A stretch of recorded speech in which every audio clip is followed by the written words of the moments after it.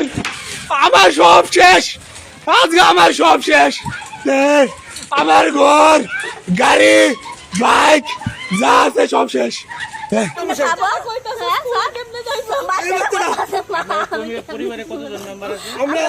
যৌথ ফ্যামিলি, মা বাবা ভাই বৌদি ভাইয়ের ছেলে মেয়ে কাকা কাকা তো ভাই সবাই মিলে আমরা একসাথে 12 জন।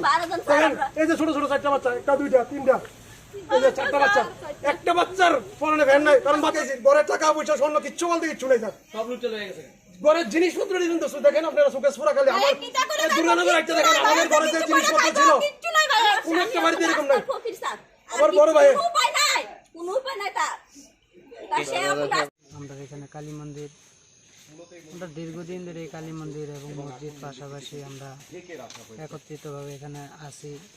মন্দিরও আমরা পাহারা দিই, মসজিদও আমরা পাহারা দিই, দুনোটার রক্ষার ক্ষেত্রে আমরা সবসময় ইয়া করি। কিন্তু আজকে দিনের বেলাও মন্দিরটা ভালো আসছিল।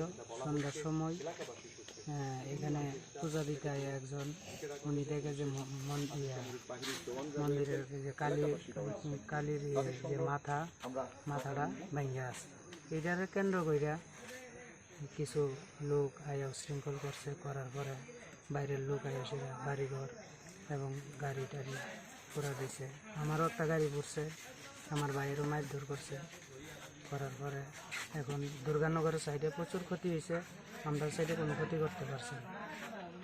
যখন সন্ধ্যার সময় এই ঘটনা রয়েছে, আমরা সবাই আমরা এলাকার নেতৃত্ব শ্রেণীর লোক সবাই আইছে দুর্গানগরের, এবং হিন্দু মুসলমান ট্রাইবেল তিনও সম্প্রদায়ের লোক এখানে আয়া আলোচনা করা হয়েছে। সিদ্ধান্ত হয়েছে যে আগামীকাল 10টায় কৈতরাবাড়ি জেবি স্কুলের মধ্যে বইয়া এটা নিয়ে আলোচনা হইব এবং শান্তির মিটিং করে যে বা যারা এইটার লোকে জড়িত আছে আমরা এটা বাইর করুম কইরা তার উপযুক্ত শাস্তি আইনগত যা আছে আমরা পুলিশ প্রশাসনের সাথে কথা বলছি। কথা কইয়া যখন সিদ্ধান্ত হয়েছে আগামীকাল 10টায় যাওয়ার আধা ঘন্টা পরের থেকেই এই উশৃঙ্খলটা আলোচনা সবাই কে কে উপস্থিত